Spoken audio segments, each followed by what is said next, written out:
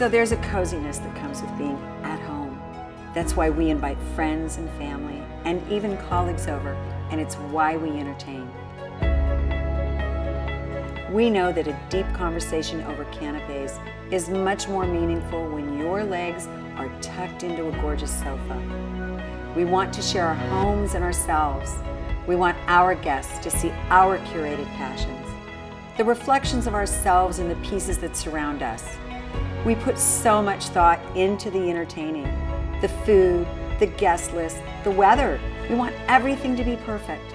But sometimes, in obsessing over those big details, we forget about the things our guests will notice the most. Everybody needs a black book. This is going to give you just about all the recipes you need for just about every cocktail you can think of. The dishes they'll use to enjoy our carefully chosen menu.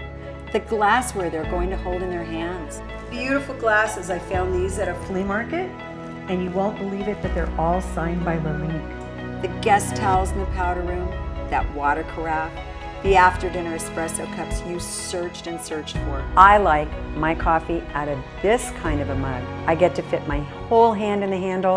I feel the warmth of the coffee in my other hand, and I enjoy it a little bit longer. As the saying goes, the devil's in the details, but so's the delight. And helping you find those delightful pieces is my passion and experience. Sophisticated living, so easily done, and nobody knows what to do about it anymore. You need a 3-inch paring knife. That's for all the small jobs. You need an 8 to 10-inch chef's knife. That's going to be for the large chopping. And then 1 serrated knife.